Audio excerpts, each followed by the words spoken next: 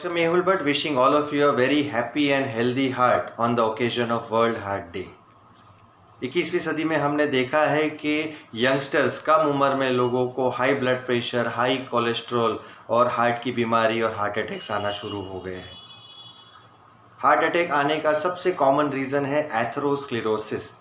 Atherosclerosis मतलब heart की जो आर्टरीज है, जिसको हम कोरोनरी आर्टरीज बोलते हैं, उसके अंदर कोलेस्ट्रॉल जमा होना शुरू हो जाता है, फैटी स्ट्रिक्स बनना शुरू हो जाते हैं और यही कोलेस्ट्रॉल धीरे धीरे जमा होके बढ़ जाता है और एक समय ऐसा आता है कि पूरी आर्टरी चोकअप हो जाती है और हार्ट के एक पार्ट को खून मिलना बंद हो जाता है, जिसकी वजह से हार्ट अटैक आता है। तो ये जो कोलेस्ट्रॉल हार्ट की आर्टरीज में जमा होता है, इसे हम बोलते हैं एथेरोस्क्लेरोसिस। आपको एक चौंकाने वाली बात बताऊंगा एथेरोस्क्लेरोसिस के बारे में। वो ये है कि एथेरोस्क्लेरोसिस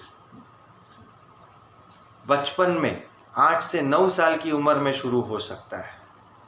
आपने कभी ये सुना नहीं होगा, लेकिन ये सच है। इसके बारे में पिछले 50-60 साल में काफ़ी रिसर्च हो चुका है। अमेरिका और यूरोपियन कंट्रीज़ में उन्होंने पाया है कि जो बच्चे एक्सीडेंटल डेथ से मर जाते हैं, उनकी ऑटोप्सी में 8 साल 9 साल जितने छोटे बच्चों के हार्ट में भी फैट कलेक्शन, कोलेस्ट्रॉल कलेक्शन मिला है।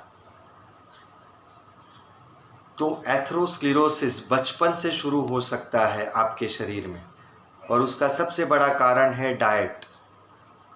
जो वेस्टर्न डाइट है, जिसमें ब्रेड है, pizza, pasta, noodles, packed food, processed food, jam, ये सब चीज़ जो है बचपन से अगर आपके शरीर में जा रही है तो ये सब चीज़ आगे जाके आपके हार्ट में डिपॉजिट होने वाली है एज अ कोलेस्ट्रॉल और कम उम्र में आपके हार्ट में एथेरोस्क्लेरोसिस आना शुरू हो जाएगा, जो धीरे धीरे 20 साल 30 साल की उम्र में high blood pressure, high cholesterol या हार्ट अटैक के रूप में बाहर आता है।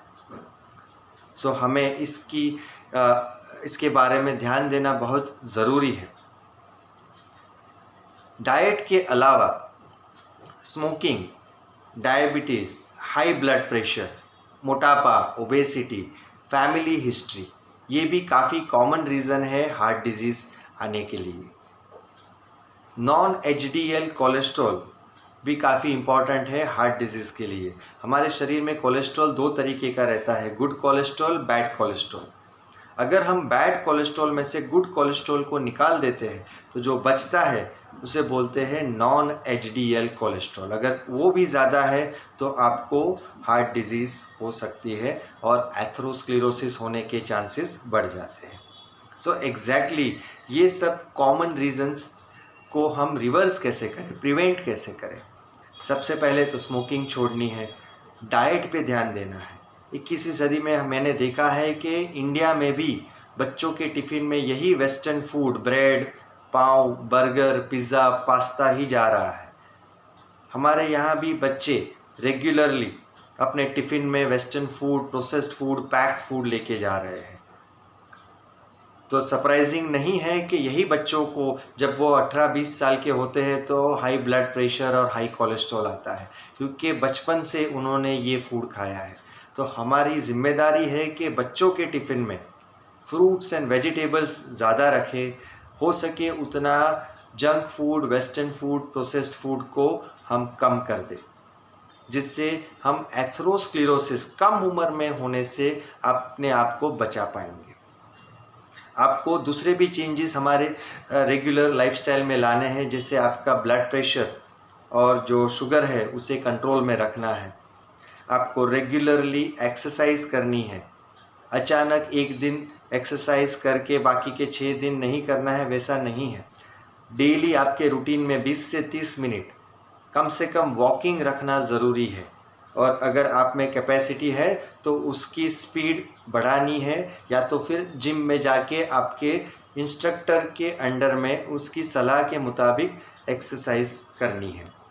इसके अलावा एक बड़ा कारण है हमारे हार्ट डिजीज़ के पीछे का, वो है हमारी बायोलॉजिकल क्लॉक, सर्कैडियन रिदम जिसे बोलते हैं।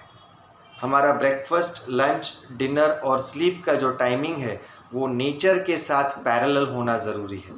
मतलब सुबह उठते ही ब्रेकफास्ट करना है, लंच, और अंधेरा होते होते शाम आते आते आपको डिनर ख़त्म कर देना है। रात को 7 घंटे की अनडिस्टर्ब्ड स्लीप बहुत ज़रूरी है हेल्दी हार्ट के लिए, तो उस पे ध्यान देना है। अगर आपका वज़न ज़्यादा है, मोटापा, ओबेसिटी है, तो उसे कम करने की कोशिश करनी है। और अगर आपकी उम्र 30 साल से ज़्यादा है तो रेगुलरली अपने फैमिली डॉक्टर से आपका ब्लड प्रेशर और शुगर चेकअप करना है।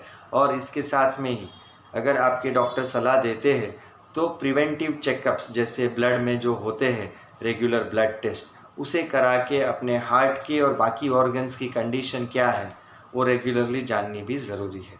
तो ये सब टिप्स आप फॉलो करेंगे तो आई होप आपका जो हार्ट है उसमें एथेरोस्क्लेरोसिस नहीं होगा।